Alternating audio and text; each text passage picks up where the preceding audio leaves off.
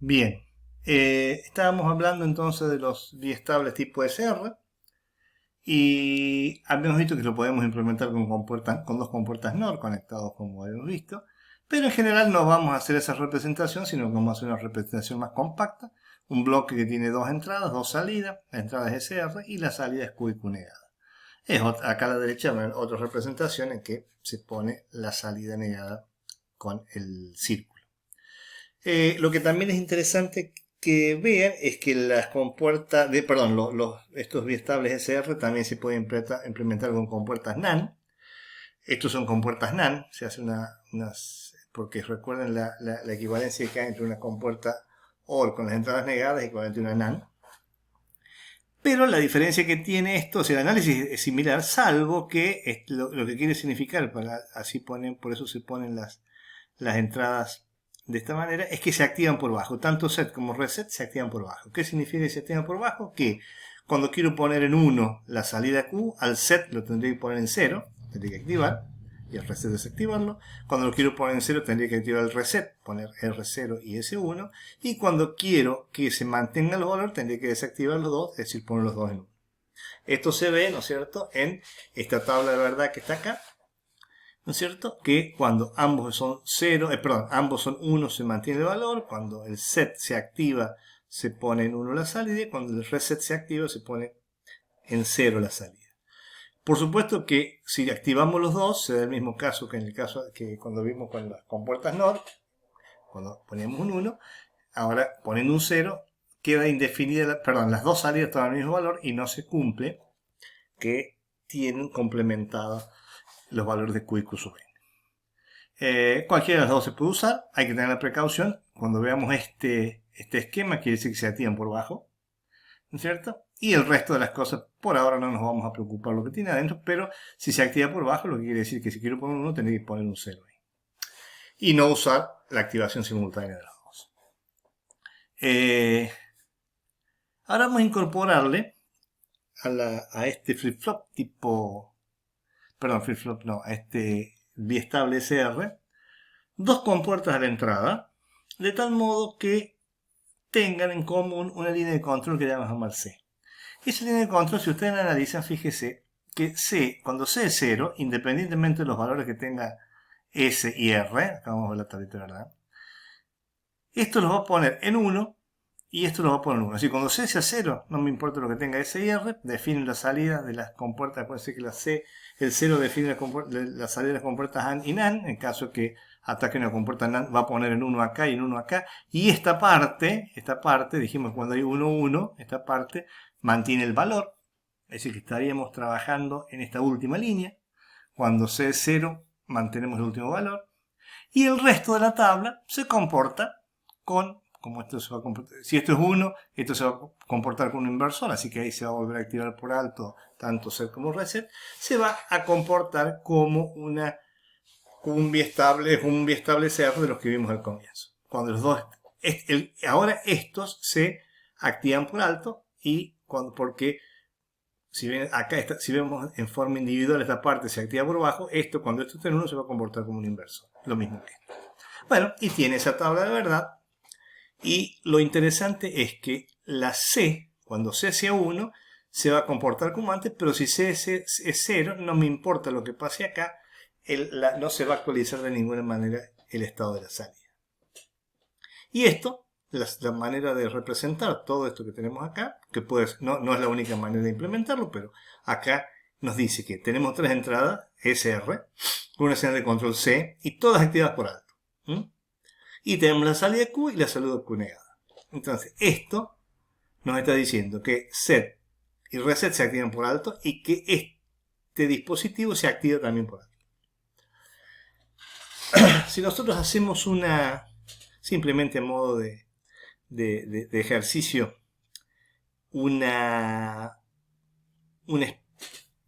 respuesta de la salida Q en función de valores arbitrarios que le damos a S, R y C, a los valores de la entrada, vamos a ver lo siguiente. Fíjense, en el inicio, S y R y C son ceros. S, R y C son ceros. Estamos en esta situación, ¿cierto? Porque basta que sea 0 para que estemos en esta situación. Y cuando sea 0 me dice mantiene el último valor. Si nadie les dice cuál es el último valor, ustedes tienen que poner, fíjense, en la mitad de esto una línea cortada para decir no sé qué tiene. Pero ahora supongan que C se va a 1. Entonces vamos a la situación esta que está acá. Pero esta situación que está acá me dice que si C es 1, pero ambos son 0, también sigue manteniendo el último valor. Como ignoro el último valor, hasta tanto no ocurra algún cambio en SOR, no vamos a poder conocer el valor de la salida. Recién en este instante, set se pone en 1, o sea, se activa el dispositivo y pone la salida en 1. Después S baja, ¿cierto? Pero como queda la combinación 0 se mantiene, hasta que R, el reset se pone en 1, se activa y esto manda 0. Bueno, este análisis lo pueden hacer todos ustedes, pero fíjense que la única sentido del análisis que tiene es hacerlo mientras C vale 1. Cuando C deja de valer 1, estamos en esta situación, entonces hay que mantener el valor que tiene. No tiene sentido preocuparse por esta parte porque si esta ventana, llamémosle de tiempo, C no es 1, no tiene sentido hacer análisis de la tabla. Cuando C inhabilita el dispositivo, el último valor que obtuvo, que en este caso fue 0, se va a mantener hasta tanto se vuelva a activar la entrada C. Ahora, lo que vamos a ver ya es un latch tipo D, ese sí es una estructura más usada, pero había que entender lo anterior. Y lo que hace es, deja de tener dos entradas, y a la entrada esta que antes era de set, ¿se acuerdan de la entrada de set? Si ustedes analizan esta parte sin el inversor, esto es exactamente igual a lo que tenían antes, pero antes tenía una entrada R acá y una entrada de set acá y reset acá.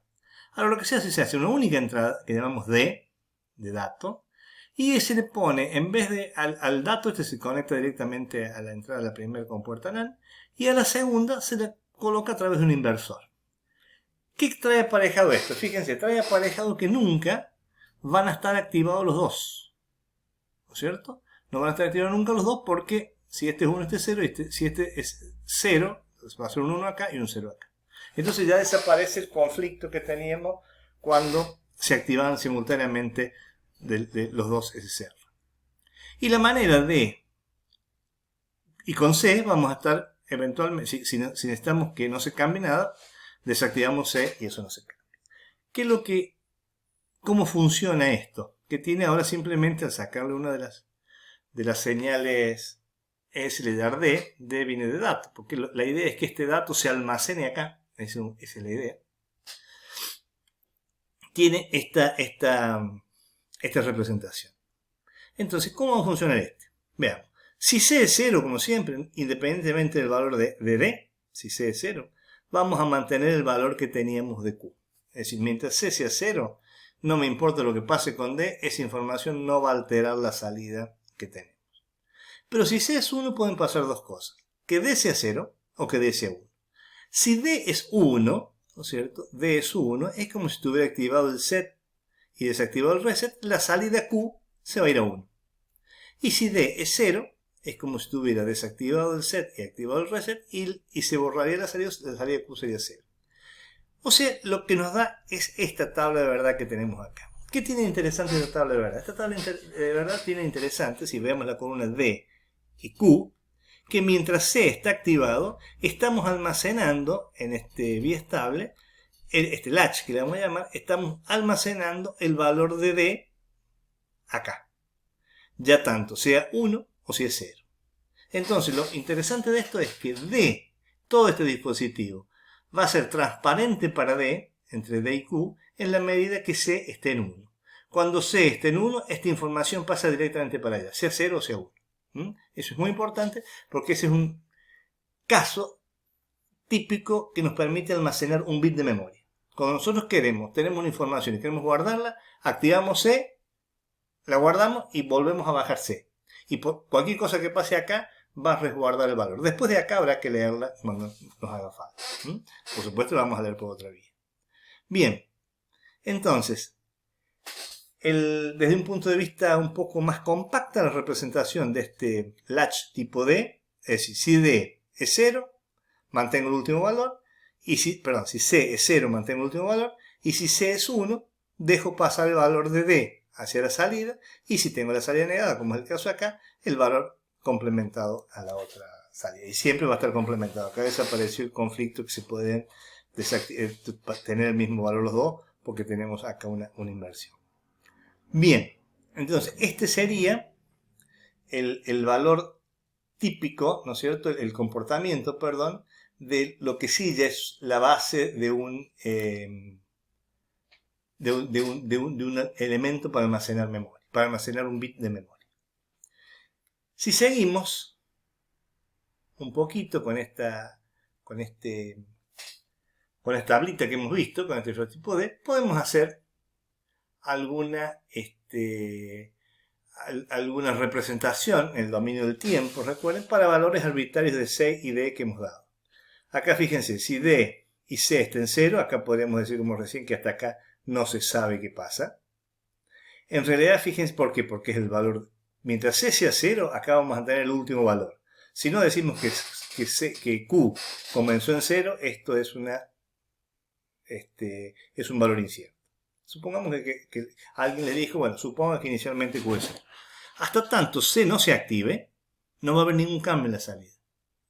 Pero cuando C se activa, fíjense que va a ser durante este lapso, es como si D fuera transparente y se copia sobre Q. Después viene toda esta etapa en que se desactiva C y volvemos a estar en la misma situación.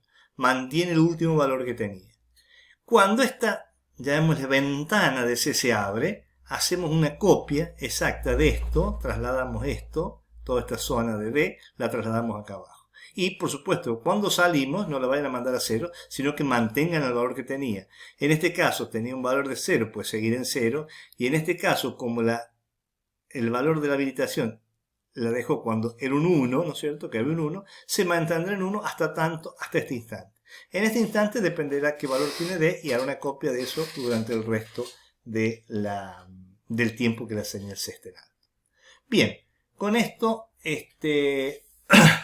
entramos en, sería en cuanto al funcionamiento, y bueno, y acá por supuesto, para tener en cuenta lo del tema de los retardos siempre existen, entonces supongamos que tenemos una respuesta como esta, recuerden que esto solamente me interesa el análisis, lo que va a pasar arriba, lo que va a haber abajo es una copia de esto cuando C esté habilitado, entonces, bueno, desde que C se habilita hay un tiempo de retardo para que responda el valor de la salida Q.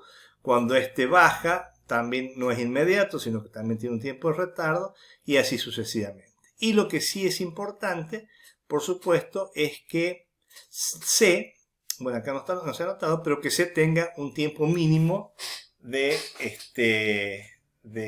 perdón, que se ve acá, por ejemplo, en esta última parte.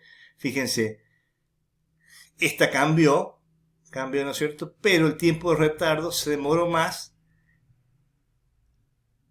que se cambió cuando C estaba en alto, pero el tiempo de respuesta cae, si lo tomamos como referencia al anterior, cae fuera del lapso en que C es 1.